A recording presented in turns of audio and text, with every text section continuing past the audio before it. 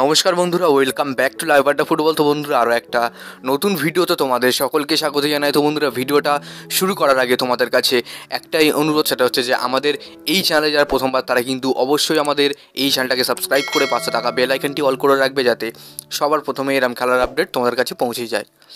তো বন্ধুরা, প্রত্যেক ভিডিওর মতন এই ভিডিওতে তোমাদের কাছে মাত্র আমি 100টা লাইকের আশা রাখছি। তো আশা করছি তোমরা প্রত্যেক ভিডিওর মতন এই ভিডিওতে 100টা লাইক কমপ্লিট করে দেবে। তো বন্ধুরা, আজকে বিশেষ কিছু আপডেট তোমার সঙ্গে শেয়ার করার আছে, তো তোমরা ভিডিওটা একটু স্কিপ না করে পুরো দেখতে থাকো, নাহলে কিন্তু তোমরা কিছুই বুঝতে পারবে না। তো বন্ধুরা, আমরা কিন্তু বিশেষ কিছু খবর তোমাদেরকে দিয়ে থাকি, এবং সেই সব খবরগুলো কিন্তু অনেকে অবিশ্বাস করেন এবং পরবর্তীকালে তারাই আবার বিশ্বাস করেন সেই সব খবরগুলো।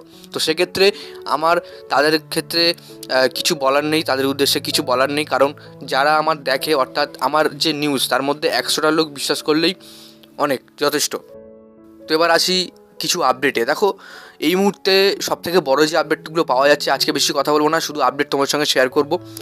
দেখো, সবথেকে বড় খবর যেটা পাওয়া যাচ্ছে, যে গ্লেন মার্টিন তিনি নাকি দল ছাড়তে পারে আগামী এই সামার ট্রান্সফারে, এবং তিনি মোহনবাগান দল ছেড়ে পাঞ্জাব এফসি দলে যোগ দিতে পারেন, এমনটা খবর বেরিয়ে আসছে।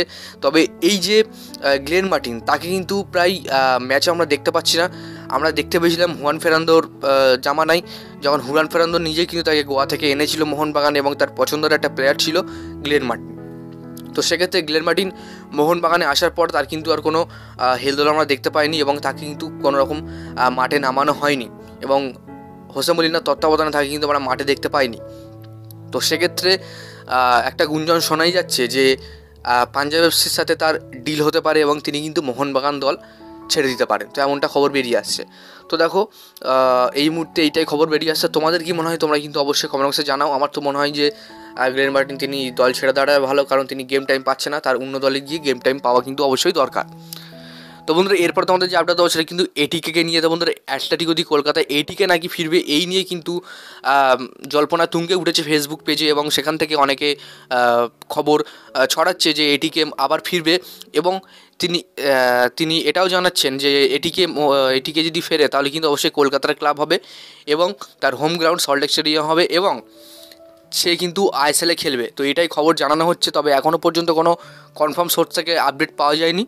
জাস্ট একটা ফেসবুক পেজ থেকে এইসব আপডেটগুলো ছড়ানো হচ্ছে যে এটিকে ফিরবে। তো এই নিয়ে কিন্তু কোনো কনফার্ম আপডেট নেই, তোমরা কিন্তু এই নিয়ে এখন কোনো মাথা ঘামাও না। কনফার্ম আপডেট আসলে সর্বপ্রথমে কিন্তু আমি তোমাদের সঙ্গে শেয়ার করব।